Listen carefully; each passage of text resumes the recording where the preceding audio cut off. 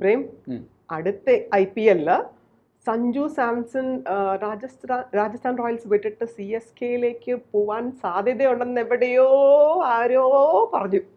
സത്യമാണോ? അങ്ങനൊരു സാധ്യത ഉണ്ടത്രേ. ആണല്ലേ? അതായത് സഞ്ജു സാംസൺ തന്നെയാണ് ആ വാർത്ത, ഈ ഉണ്ടത്രേ വാർത്തകൾക്ക് കുറച്ചുകൂടി ബലം നൽകുന്നതെന്നാണ് വാസ്തവം. കാരണം കഴിഞ്ഞ ദിവസം ഒരു വലിയൊരു ഗ്യാപ്പിന് ശേഷം സഞ്ജു സാംസൺ മാധ്യമപ്രവർത്തകരുടെ മുമ്പിൽ വന്നു. അപ്പോൾ സ്വാഭാവികമായിട്ടും ചോദ്യം വരുമല്ലോ, ഇങ്ങനെ ഒരു റൂമർ പ്രചരിക്കുന്നുണ്ട്, സഞ്ജു രാജസ്ഥാൻ റോയൽസ് വിട്ടിട്ട് CSKയിലോട്ട് വരുന്നു എന്നുള്ളത്. അപ്പോൾ രാജസ്ഥാൻ റോയൽസുമായിട്ട് സഞ്ജുവിനുള്ള ബന്ധം നമുക്കറിയാം. ഏതാണ്ട് 2013 തുടങ്ങിയതാണ്. ഇപ്പോൾ 2025 നിൽക്കുന്നു. അപ്പോൾ അതായത് സഞ്ജുവിൻ്റെ അന്താരാഷ്ട്ര കരിയറോളം തന്നെ രാജസ്ഥാൻ റോയൽസിനോടും ബന്ധപ്പെട്ട് നിൽക്കുന്ന ഒരാളാണ്. അപ്പം അത്രയ്ക്ക് ആത്മബന്ധമുള്ള സഞ്ജു സാംസൺ ഇങ്ങനെ ഒരു റൂമർ കേൾക്കുമ്പോൾ അതൊരിക്കലും ഇല്ല എന്നല്ലേ ആദ്യം പറയേണ്ടത്? അതെ, പക്ഷെ സഞ്ജു സാംസൺ അതിനെ കുറിച്ച് ഒന്നും പറയുന്നില്ല എന്ന് മാത്രമേ പറയൂ. ഒന്നും ഇപ്പൊ പറയുന്നില്ല. എന്തോ ഉണ്ട്. അതിന് കാരണമുണ്ട് കേട്ടോ.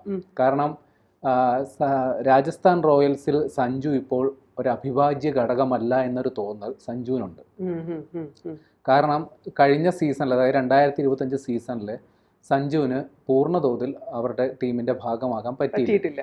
ആദ്യ 2-3 കളിയിൽ പരിക്കായതുകൊണ്ട് ഇമ്പാക്ട് പ്ലെയർ എന്ന രീതിയിലാണ് കളിച്ചത്. അപ്പോൾ സഞ്ജുവിന് പകരം അവിടെ ഒരു പുതിയൊരു താരോദയം ഉണ്ടായി, അഭിനവ് സൂര്യവംശി എന്നും പറഞ്ഞു. അയാള് ഏതാണ്ട് 16-15 വയസ്സുള്ളൊരു ചെറുക്കന്, പയ്യനാണ്. 14 വയസ്സുള്ളാന്ന് തോന്നുന്നു. അത്രേ ഉള്ളൂ. 14, അതായത് 36 ബോളിൽ 100. അതെ. അതായത് സഞ്ജു സാംസൺ ഇപ്പൊ അന്താരാഷ്ട്ര T20 ക്രിക്കറ്റിൽ ഒരു ഓപ്പണർ ആയിട്ടാണ് കളിക്കുന്നത്. ഈ അഭിനവ് സൂര്യവംശിയും രാജസ്ഥാൻ റോയൽസിൽ ഒരു ഓപ്പണർ ആയിട്ടാണ് കളിക്കുന്നത്. അപ്പുറത്തുള്ള SSV ജയ്സ്വാളിനെയും അവർക്ക് ഓപ്പണർ എന്നല്ലാതെ വേറെ പരിഗണിക്കാൻ പറ്റില്ല. ഇപ്പൊ സഞ്ജു സാംസണ് വേണമെങ്കിൽ മിഡിൽ ഓർഡറിലും പരീക്ഷിക്കാം. പക്ഷെ സഞ്ജു സാംസണ് അന്താരാഷ്ട്ര ക്രിക്കറ്റിൽ ഓപ്പണറായി കളിക്കുന്നുണ്ട്. കുറച്ചുകൂടി അവസരങ്ങൾ അതിൽ കിട്ടും. കാര്യം T20 ആകെ 20 ഓവറേ ഉള്ളൂ.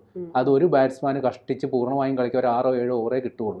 അപ്പോൾ ഓപ്പണറായിട്ട് ഇറങ്ങിയാൽ പരമാവധി അത് മുതലാക്കാൻ പറ്റും. അപ്പൊ സഞ്ജുവിന്റെ താല്പര്യം ഓപ്പണറായിട്ട് കളിക്കുക എന്നുള്ളതാണ്. പക്ഷേ വൈഭവ് സൂര്യവംശി ഉള്ളത് കൊണ്ട്, SSV ജയ്സ്വാൾ ഉള്ളത് കൊണ്ടും ഒരു ഓപ്പണർ സ്ഥാനത്തിന് അവിടെ പ്രസക്തിയില്ല.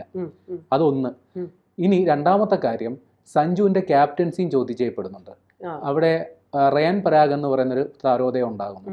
റയാൻ പരാഗ് എന്ന് പറയുന്നത് മാനേജ്മെന്റിന് താല്പര്യമുള്ള ഒരാളാണ്. അപ്പോൾ സഞ്ജുവിനെ അപേക്ഷിച്ച് റയാൻ പരാഗ് ക്യാപ്റ്റനായി കൂടെ എന്നുള്ളൊരു ചിന്ത അവരിലുണ്ട്.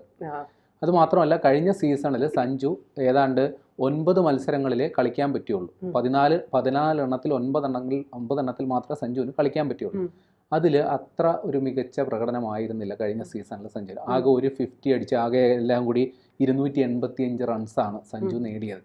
അപ്പോൾ സഞ്ജുവിൻ്റെ കഴിഞ്ഞ സീസണിലെ പ്രകടനം മോശമായിരുന്നു. പരിക്ക് വില്ലനായി. അതുമാത്രമല്ല, സഞ്ജുവിന് ബദൽ അവിടെ ഉണ്ട്. ഇനി മറ്റൊരു സാധ്യത, ഇനി 2026 IPL സീസണിന് മുമ്പായിട്ട് ഒരു ലേലം വരും, ഒരു മിനി ഓപ്ഷൻ വരും. അപ്പം അതിന് മുമ്പായിട്ട് ട്രാൻസ്ഫർ വിൻഡോ എന്ന് പറഞ്ഞൊരു സംഗതിയുണ്ട്. അതായത് ടീമുകൾക്ക് താരങ്ങളെ അങ്ങോട്ടും ഇങ്ങോട്ടും വെച്ചു മാറാം. അപ്പോൾ CSK, ചെന്നൈ സൂപ്പർ കിങ്സിനെ സംബന്ധിച്ച് അവർക്ക് ഒരു വിക്കറ്റ് കീപ്പറെ കിട്ടിയേ പറ്റൂ. കാര്യം MS ധോണി, അദ്ദേഹത്തിൻ്റെ നല്ല കാലം കഴിഞ്ഞു. അതിനുശേഷം അയാളുടെ കരിയർ MS ധോണി ആയതുകൊണ്ട് മാത്രം കരിയർ എക്സ്റ്റെൻഡ് ചെയ്യാൻ മാത്രമുള്ള ശാരീരിക ക്ഷമത ഉള്ളതുകൊണ്ട് മാത്രം കളിക്കുന്ന, പക്ഷെ എത്ര കാലം അതെ മുടി കറുപ്പിച്ച് കളിക്കുകയാണ് MS ധോണി അല്ലേ? അതെ, മുടിയൊക്കെ നരച്ചിട്ട് അത് കറുപ്പിച്ച് വന്ന് കളിക്കുകയാണ് MS ധോണി. അപ്പൊ MS ധോണിയെ ആശ്രയിച്ച് മുമ്പോട്ട് പോവുക, എത്ര കാലം മുമ്പോട്ട് പോകും?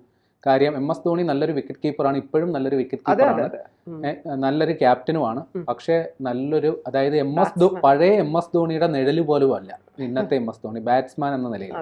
അപ്പൊ അതുകൊണ്ട് MS ധോണിക്ക് ഒരു പകരക്കാരനെ കിട്ടിയേ പറ്റും. പ്ലസ് ഒരു ക്യാപ്റ്റൻ. സഞ്ജു സാംസൺ ക്യാപ്റ്റൻസിൽ ആർക്കും ഒരു ഡൗട്ടില്ല. അതെ, ചെന്നൈ സൂപ്പർ കിങ്സിന് പിന്നെ ധോണിക്ക് പകരം ആര് എന്ന് ചോദിച്ചാൽ അവരുടെ ഏറ്റവും ബെസ്റ്റ് ഓപ്ഷൻ സഞ്ജുവാണ്. അപ്പോൾ സഞ്ജുവിനെ രാജസ്ഥാൻ വിട്ടുകൊടുക്കാൻ തയ്യാറാണെങ്കിൽ ഇവർ തമ്മിൽ ഒരു മ്യൂച്വൽ അണ്ടർസ്റ്റാൻഡിങ്ങിൽ കാര്യങ്ങൾ പോകും.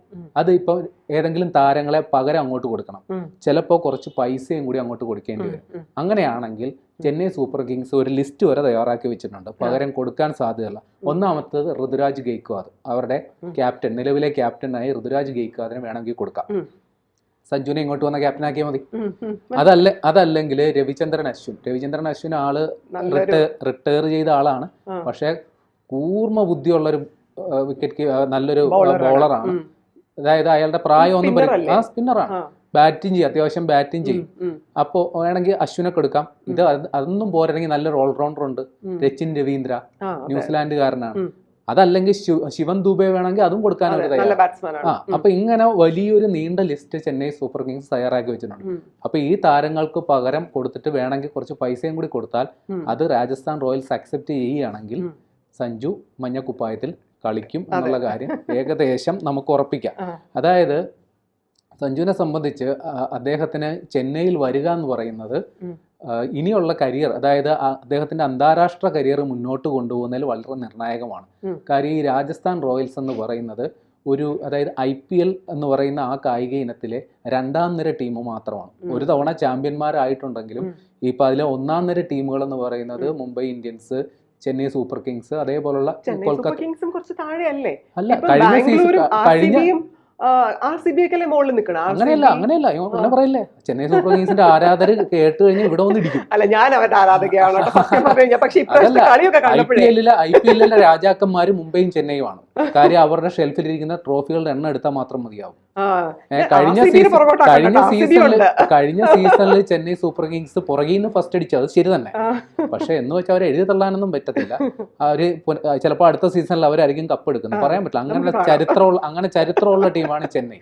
അപ്പോൾ അതേപോലെയുള്ള ഒരു മുൻനിര ടീമിലേക്ക് സഞ്ജു വരേണ്ടത് വ്യക്തിപരമായി സഞ്ജുവിന്റെ കരിയർ മുമ്പോട്ട് കൊണ്ടുപോകാൻ അത്യാവശ്യമാണ്. കാരണം ചെന്നൈയെ പോലെ ഒരു മുൻനിര ടീമിലെ അംഗമായിരിക്കുക അദ്ദേഹത്തിന് തീർച്ചയായിട്ടും ഇന്ത്യൻ ടീമിൽ നിരന്തരമായി പരിഗണിക്കപ്പെടാനായിട്ടുള്ള വഴി തുറക്കും. ഈ രാജസ്ഥാൻ റോയൽസ് എന്ന് പറഞ്ഞാൽ ഞാൻ നേരത്തെ പറഞ്ഞ പോലെ രണ്ടാം നിര ടീമാണ്. രണ്ടാം നിരയോ വേണമെങ്കിൽ മൂന്നാം നിര ടീമോ ആണെന്ന് പറയാം. അപ്പോൾ അതിനുവേണ്ടി സഞ്ജു കുറച്ച് ക്യാപ്റ്റൻസി ഏറ്റെടുത്തതിന് ശേഷം കുറച്ചൊരു 2-3 സീസണിൽ വലിയ വിയർപ്പൊഴുക്കി ഫൈനലിൽ വരെ കൊണ്ടുവന്നു. എന്നിട്ടും അതിന് പറ്റിയ വിഭവങ്ങൾ ആ ടീമിൽ സഞ്ജു ഒരു സൂപ്പർ സ്റ്റാർ ആണ്. പക്ഷെ അതിനെ സപ്പോർട്ട് ചെയ്യാനായിട്ടുള്ള ഇപ്പൊ യശസ്വി ജയ്സ്വാളൊക്കെ ഇപ്പോഴാണ് ഉയർന്നു വരുന്നത്. പണ്ട് അതുപോലും ഇല്ലായിരുന്നു. ഒരു ബാക്കപ്പ് ഇല്ലാത്തൊരു ടീമാണ്. അതാണ് അവർക്ക് ഫൈനലിൽ വന്നിട്ട് പോലും ചാമ്പ്യന്മാരാകാൻ പറ്റുന്നത്. പക്ഷെ ചെന്നൈയിൽ വന്നു കഴിഞ്ഞാൽ അവരുടെ കൃത്യമായ ടീം മാനേജ്മെന്റ് തന്നെയാണ് അതിന്റെ ഏറ്റവും വലിയ ഘടകം. ഈ MS ധോണി അടുത്ത സീസണിൽ കളിക്കില്ല എന്ന് തന്നെ വെച്ചാലും അദ്ദേഹം ടീം മാനേജ്മെന്റിന്റെ ഭാഗമാകും എന്നുള്ള ഉറപ്പാണ്. കോച്ചിങ് ഡിപ്പാർട്ട്മെന്റ് MS ധോണി കളിക്കളത്തിൽ വേണമെന്ന് നിർബന്ധമൊന്നുമില്ല. അദ്ദേഹത്തിന് കളത്തിന് പുറത്തിരുന്നാണേലും ടീമിനെ ജയിപ്പിക്കാനുള്ള ശേഷിയാണ്. അപ്പൊ അദ്ദേഹത്തെ പോലെ ഒരാളുടെ നേതൃത്വത്തിൽ സഞ്ജു സാംസൺ ചെന്നൈയിൽ കളിക്കുകയാണെങ്കിൽ ഉറപ്പായിട്ടും അദ്ദേഹത്തിന്റെ കരിയറിന് വലിയൊരു മുന്നേറ്റം ഉണ്ടാക്കാൻ സാധിക്കും. ഇപ്പൊ അദ്ദേഹത്തിന് 30 വയസ്സ് കഴിഞ്ഞു. ഇനി പൂർണ്ണ തോതിൽ കളിക്കാൻ പറ്റുക ഒരു മാക്സിമം 5 അല്ലെങ്കിൽ 6 വർഷം കൂടിയാണ്.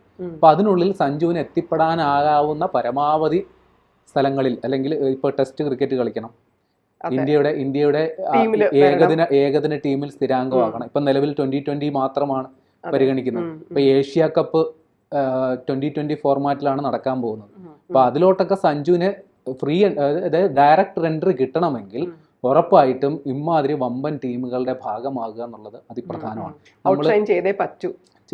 അതായത് മുംബൈ ഇന്ത്യൻസിൽ കളിക്കുന്ന എത്രയോ താരങ്ങൾ ഇന്ത്യൻ ടീമിൽ കളിക്കുന്നു. ലോയൽറ്റി കെട്ടിപ്പിടിച്ചിരിക്കാണ്ടല്ലേ, അത് മാത്രമല്ല, രാജസ്ഥാൻ റോയൽസിൽ സഞ്ജു കളിക്കുന്നതാണോ ചെന്നൈയിൽ കളിക്കുന്നതാണോ മലയാളികൾക്ക് കുറച്ചുകൂടി താല്പര്യം? ചെന്നൈ അല്ലേ, തൊട്ടടുത്ത ആൾക്കാർ, നമ്മുടെ അണ്ണന്മാരല്ലേ. അപ്പൊ പിന്നെ അതല്ലേ നല്ലത്.